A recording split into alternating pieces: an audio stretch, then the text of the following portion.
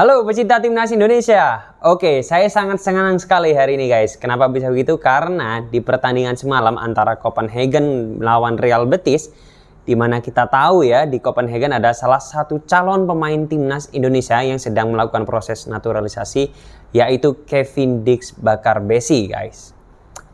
Nah, di pertandingan semalam, Kevin Dix menunjukkan performa yang sangat bagus. Bahkan Kevin Dix mencetak 1 gol untuk menyamakan kedudukan atau penyelamat sebagai Copenhagen ya.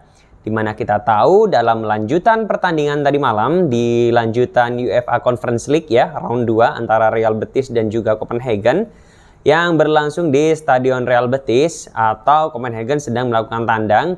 Skor berakhir 1-1 setelah sempat Copenhagen tertinggal lebih dahulu dari gol cepat dari salah satu pemain Real Betis di menit ke-8 ya. Lalu disamakan kedudukan oleh Kevin Dix di menit 77 melalui penalti. Oke, walaupun melalui titik putih ya, yang perlu kita perhatikan adalah proses sebelum terjadinya penalti. Di mana Kevin Dix melakukan penetrasi ya setelah serangan balik yang dilakukan oleh Copenhagen, melakukan penetrasi ke dalam kotak penalti Real Betis dan akhirnya dilanggar oleh bek Real Betis. Nah, Kevin Dix mengambil kesempatan itu dan tak menyia-nyiakannya, menjadi eksekutor penalti dan langsung mencetak gol ya ke Real Betis untuk menyamakan kedudukan. Pergerakan dari Kevin Dix juga kerap kali ya membahayakan pertahanan Real Betis melalui sisi kiri ya, di mana sisi ini justru menjadi yang lebih sering dieksploitasi oleh Copenhagen ke pertahanan Real Betis sebelum akhirnya mendapatkan peluang melalui penalti gitu ya. Oke. Tadi menyinggung sisi kiri ya, Kevin Dix menyerang dari sisi kiri. Nah, sebelumnya kita tahu Kevin Dix itu sering kali diplot sebagai wingback kanan ya, atau defensive midfielder di awal-awal karirnya dan bahkan mungkin lebih sering antara wingback kanan dan juga center back. Namun akhir-akhir ini pelatih Copenhagen itu lebih sering memplot Kevin Dix di wingback kiri. Tentunya dengan posisi ini kita bisa dapat gambaran bahwa pemain ini adalah pemain yang sangat potensial, pemain yang sangat versatile, bisa menempati banyak posisi ya, bahkan di semua area belakang, wingback kanan, center back kanan, kiri maupun wingback kiri, dia mampu menjalankan tugasnya dengan sangat baik, bahkan bisa berposisi sebagai defensive midfielder ya, bila itu dipaksakan. Nah, tentunya ini akan menjadi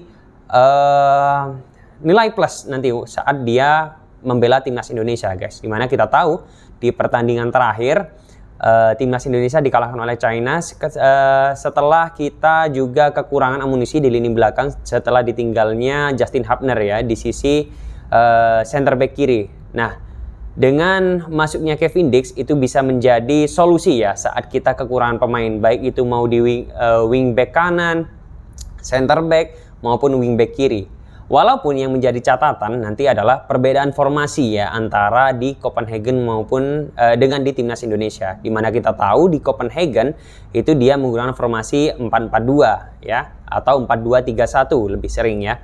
Dan di timnas itu lebih sering menggunakan formasi 3-4-3. Nah, perubahan formasi ini tentunya butuh penyesuaian atau adaptasi dari Kevin Dix. Apakah dia diplot sebagai wingback kiri, wingback kanan, center back ataupun defensive midfielder, karena memang kita tahu Sintayong dia sangat suka bereksperimen ya, atau dia suka pemain yang versatile, salah satunya seperti Kevin Dix ini. Selain Kevin Dix ini memang jago dalam melakukan bertahan ya atau defensif, dia juga jago dalam menyerang guys, menyusur area pertahanan lawan melalui sayap-sayap, baik itu sayap kanan maupun sayap kiri.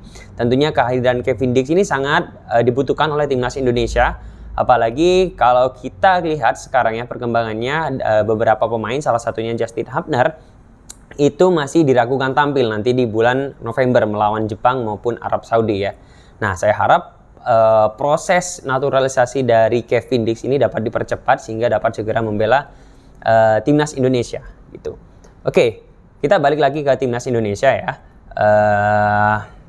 Posisi yang ideal untuk Kevin Dix nanti seperti apa gitu ya. Oke. Menurut saya posisi yang ideal untuk Kevin Dix adalah dia lebih cocok dimainkan di wingback ya, mau itu wingback kanan atau kiri, itu saya rasa lebih cocok bermain di sana Kevin Dix, karena memang kita tahu di pertandingan semalam atau beberapa pertandingan terakhir Kevin Dix dengan daya jelajahnya yang tinggi dan dia mampu masuk ke sektor pertahanan atau membahayakan kotak penalti lawan. Itu yang dibutuhkan oleh timnas Indonesia, terutama setelah kemarin kehilangan Sandy Walsh dan juga Kelvin Verdong sedikit ditarik ke tengah ya, sehingga kita kekurangan wingback yang agresif. Nah, dengan hadirnya Kevin Dix ini bisa jadi menambah amunisi timnas Indonesia ke depannya kawan-kawan dari sisi wingback gitu ya. Baik itu mau diletakkan di kanan atau di kiri, saya rasa sama bagusnya Kevin Dix ini ya. Terbukti di penampilan tadi malam.